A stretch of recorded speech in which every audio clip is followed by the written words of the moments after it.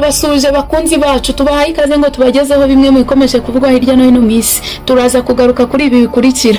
General Major Sultan Makenga yatangaje ko AFCM 23 idashobora gusubira inyuma mu rugamba rwo kubohora igihugu. Leta ya Repubulika Iharanira Demokarasi ya Kongo yasohoye itangazo ryerekana ko yishimiye ibihano byafatiwe Joseph Kabila wahoze ayobora iki gihugu. Ubushinwa bwageneye Afurika igihembo nyuma y'uko ibihugu bya Afurika byangiye perezida wa Taiwan kwinjira ku butaka bwa Afurika. Muri Afurika y'Epfo abimukira bamerewe nabi cyane aho bari kwicwa ku manywa y'ihangu. Iran yateguje Amerika ibitero bikomeye mu gihe yabisubukuye intambara. Turaza kubabwira kandi ko perezida wa Leta Zunze Ubumwe za Amerika Donald Trump yihanangirije chancelier w'Ubudage kagomba kwita ku bimureba. Aya makuru turaje tuyarambure. Nge ndi Mutesi Gloria. Iyi ni Iwacu News 24. Mbere yuko twinjira mu makuru yacu reka tubagezeho itangazo risohotse nonaha. Ni itangazo rya Joseph Kabila wahoze ayobora Repubulika Iharanira Demokarasi ya Kongo nyuma y'ibihano afatiwe na Leta Zunze Ubumwe za Amerika. Itangazo rya cabinet y'uwabaye perezida wa Repubulika Joseph Kabila Kabange. Uwabaye perezida wa Repubulika Joseph Kabila Kabange yakiranye gutungurwa icyemezo cya Leta Zunze Ubumwe za Amerika kimufatiye ibihano. Icyemezo afata nk'ikirengagiza ubutabera gifite impamvu za politiki kandi gishingiye ku birego bidafite ibimenyetso simusika. Kuva mu mwaka w'ibihumbi 2001 ubwo yageraga ku butegetsi kugeza mu 2019 Joseph Kabila yaharaniye kongera guhuza igihugu, kugarura amahoro mu gihugu, kwiyunga kw'abanyekongo, kongera kubaka leta no gushimangira umutekano mu karere k'ibiyaga bigari. Ni ku buyobozi bwa Repubulika Iharanira Demokarasi ya Kongo yavuye mu ntambara ikomeye yo mu karere yongera kubona ubumwe bw'inzego zayo kandi bwa mbere mu mateka yayo haba hihererekanye bubasha mu mahoro kandi mu buryo bwubahirije amategeko ku rwego rwo hejuru rw'igihugu. Icyemezo cya Amerika kirushaho gutangaza kuko gishingiye ku nkuru n'imvugo by'ubutegetsi bwa Kinshasa bwari bwarananiwe no gutanga gihamya ifatika ku birego byabwo imbere y'ubutabera bwa gisirikare bwa Kongo kandi bukaba bwarabukoresheje mu nyungu zabwo. Bityo rero iki cyemezo gishobora gufatwa muri Repubulika Iharanira Demokarasi ya Kongo, muri Afurika ndetse no ku rwego mpuzamahanga nk'inkunga ihabwa igitugu n'uruhushya rwo gukandamiza buri wese urwanya ruswa, gusahura igihugu no kwiharira ubutegetsi.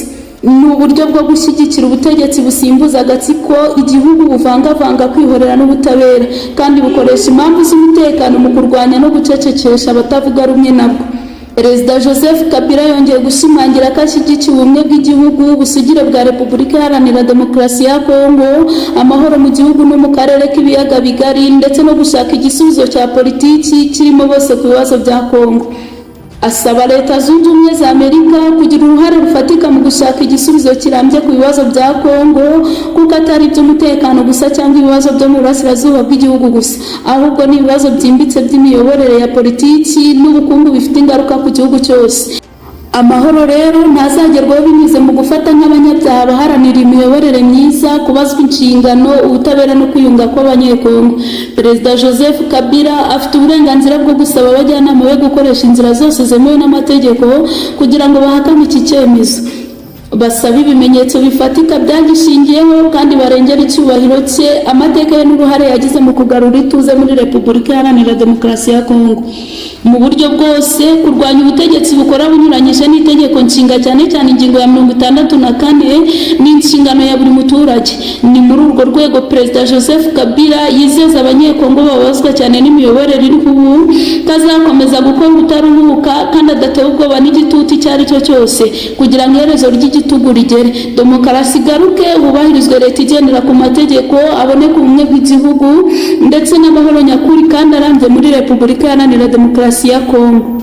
Twerekeje muri Repubulika Iharanira Demokarasi ya Kongo, General Major Sultan Makenga yatangaje ko AFCM 23 idashobora gusubira inyuma.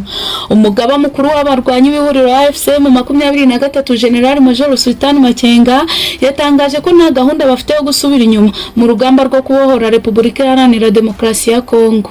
Ubu butumwa yabutangiye mu kigo cy'amahugurwa cya Kanombe muri teritwari ya Rucuru kwa 30 Mata 2026 ubwo AFCM 23 yarangizaga icyiciro cya kabiri cy'amahugurwa yahawe abayobozi mu nzego z'ibanze bakorera mu biciri ihuriro rigenzura. General Makenga yagize ati igihugu cyacu cyangiritse igihe kirekire cyangijwe na leta ya Kinshasa n'abanyapolitiki bashyize inda zabo imbere bamunzwe n'ivangura basenye igihugu cyacu. Mwarahunze bitewe n'aba bantu b'i Kinshasa. yavuze ko imikorere mibi ya leta iri Kinshasa yateje ibibazo byinshi muri Repubulika Iharanira Demokarasi ya Kongo igomba guhagarikwa kandi ko AFCM 23 idashobora gusubira inyuma mu rugamba rwo kubohora igihugu. Ati urugendo rwo kubohora igihugu cyacu ntiruzasubira inyuma. Nk'abayobozi b'uyu mutwe turagira ngo tubizeze ko tutazasubira inyuma, tuzakomeza tujya imbere. Namwe bayobozi bo mu nzego z'ibanze mugende mubwira abaturage batuze, bahinge, borore, bacuruze nibagahangayike.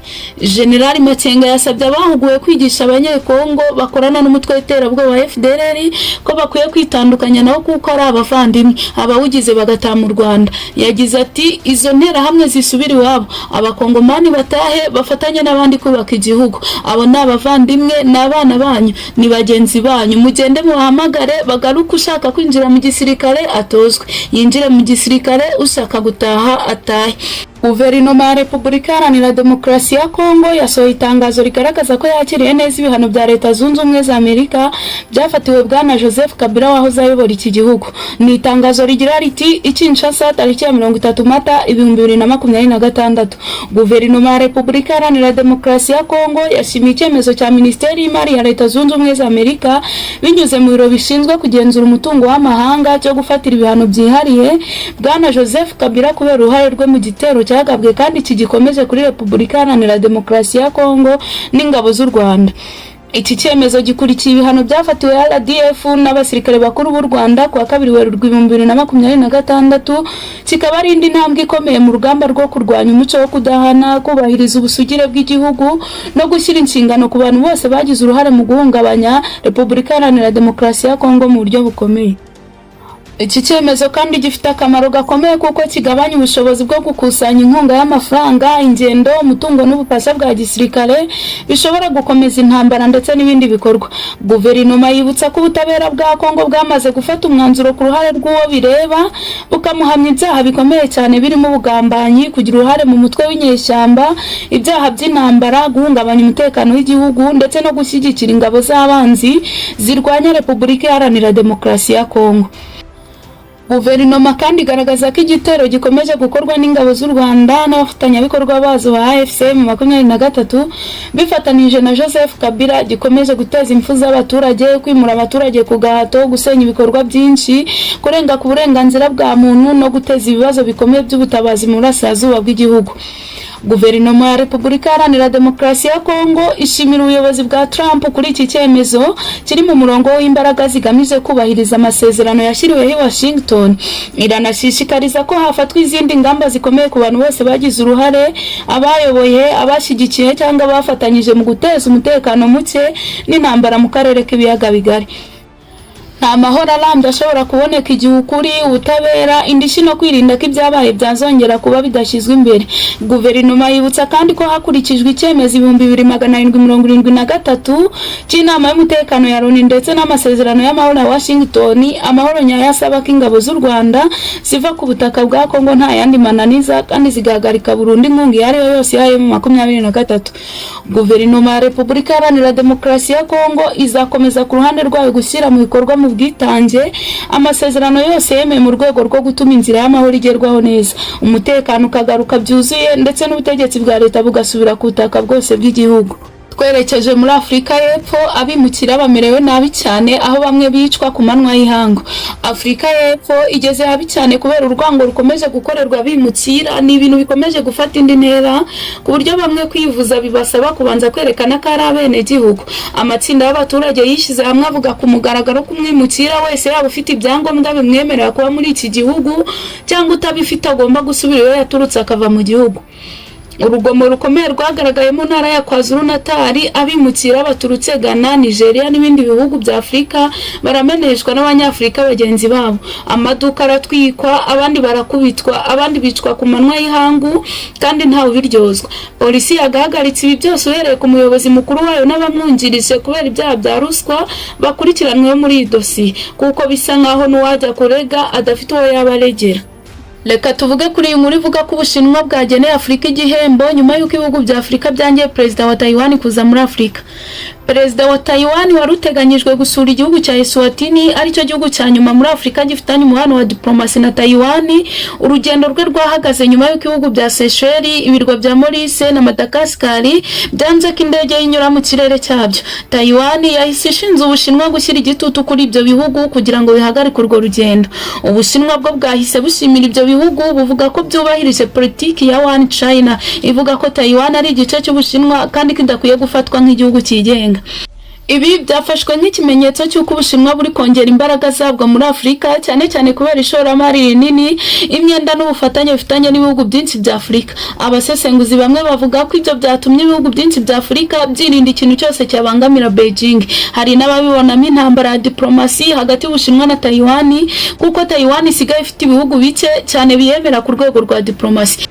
Ni ibintu byatumye Ubushinwa bukuraho imisoro ku bihugu byose bya Afrika uretse igihugu cya Eswatini. Bwatangaje ko kuva ku itariki ya mbere Gicurasi 2026 bwakuyeho imisoro ku bicuruzwa bituruka mu bihugu 53 bya Afrika bifitanye umubano wa diplomasi na Beijing.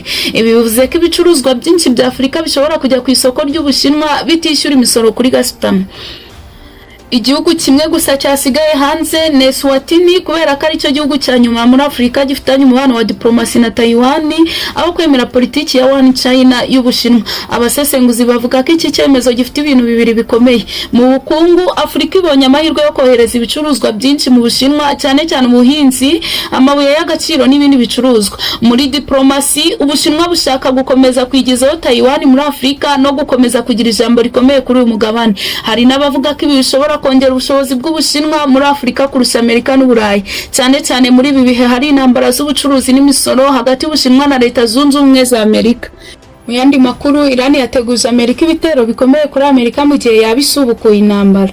Leta ya Iran yatangaje ko Amerika nisubukura ibitero mu ntambara imazemo amezi 2 izagabwaho ibitero bikomeye cyane, ndetse ikomeza gushimangira ifungwa ry'umuhora wa Hormuz. Umuhora wa Hormuz unyuramo 20% by'ibikomoka kuri petroli umaze amezi 2 ufunze kubera intambara ya Amerika na Israel byashoje kuri Iran kwa 28 Gashyantare 2026, byatumye ibikomoka kuri petroli ku isi bihenda. Impande zombi zatangiye ibiganiro ariko icyiciro cya kabiri gikomwa mu nkokora nuko Perezida Trump yahisemo kubuza itsinda ryari guhagararira Amerika kujya muri Pakistan ahabera ibiganiro. Kuwa 30 Mata 2026 byari biteganijwe ko Perezida Trump agezwaho gahunda y'ibitero bishya bigomba kugabwa kuri Iran hagamijwe kwihatira kwemera ingingo zikubiye mu masezerano Amerika yifuza ko basinyanga intambara ihagarare. Umuvugizi wa Minisiteri y'Ububanyi n'Amahanga ya Iran yatangaje ko bitari ngombwa kwitega ibisubizo byihuse mu biganiro na Amerika. Ati, kwitega igisubizo mu gihe gito nitaye ku muhuzo uwo ari we wese kuri nge ntabwo ari ibintu byoroshye. Umwe mu bayobozi bakuru w'igisirikare cya Iran yavuze ko mu gihe Amerika yakongera kugaba ibitero kuri Iran, nayo yayisubiza igaba ibitero byinshi hari ibirindiro by'ingabo za Amerika mu burasirazuba bwo hagati. Umuyobozi w'ingabo zirwanira mu kirere we yagize ati, twabonye ibyabaye ku birindiro byanyu mu karere, tuzabona ibisanka byo ku bwato bwanyu bw'intambara. Umuyobozi w'ikirenga wa Iran Mojtaba Khamenei mu butumwa yandikiye abaturage ba Iran yavuze ko bazakomeza kubuza umwanzi gukoresha nabi inzira y'amazi kandi bazakomeza kwigenzura. Ati, abanyamahanga bavuye mu bihumbi by'ibirometero nta mwanya bahafite uretse mu ndiba y'amazi. Mu bindi bikomeje kuvugwa, Perezida wa Leta Zunze Ubumwe za Amerika Donald Trump yibukije Chancelier w'Ubudage Friedrich Merz ko yakagombye kwibanda ku guhagarika intambara muri Ukraine no gukemura ibibazo byo mu gihugu cye aho kwibaza ku ntambara iri hagati ya Amerika na Iran. Ibi Trump yabivuze ubwo yasubizaga ibyo Chancelier Friedrich aheruka kuvuga ko Amerika yandagajwe na Iran kandi ko ubutegetsi bwe budafite uburyo buhamye bwo guhagarika intambara. Trump abinyujije ku rubuga rwe rwa Truth Social kwa 30 Mata 2026 yibukije Chancelier Friedrich kadakwiye kwivanga mu makimbirane ya Amerika na Iran. Ati, Chancelier w'Ubudage akwiye kumara igihe kinini arwana no guhagarika intambara iri hagati y'Uburusiya na Ukraine no gukemura ibibazo by'igihugu cye by'umwihariko ibijyanye n'abimukira n'iby'ingufu kuruta guta umwanya yivanga mu birebana na Iran. Kuva intambara yo muri Ukraine yatangira mu 2022, Berlin yabaye umuterankunga wayo ukomeye aho yohererezaga intwaro za kirimbuzi Ukraine. Mu cyumweru gishize Trump yavuze ko kuba Chancelier Frederick atekereza ko ntacyo bitwaye ku Iran yatunga intwaro za nucleaire ari uko atazi ibyo avuga. Muri Werurwe 2025, Chancelier Frederick yavuze ko intambara ya Amerika na Iran igomba kurangira bwangu. Ibi yabivuze nyuma yuko yari yanze ko Ubudage bwitabiriye iyo ntambara, agaragaza ko atari y'umuryango wa NATO. Trump yashinjije ubuhemu ibihugu byo mu Burayi bigize NATO kubera ko byanze gushyigikira Amerika na Israel muri iyo ntambara. Mbashimire mwe mwese twabanye, ibiganiro nk'ibi ngibyo nakagaruka hano kuri Iwacu News 24. Nitwa Mutesi Gloria.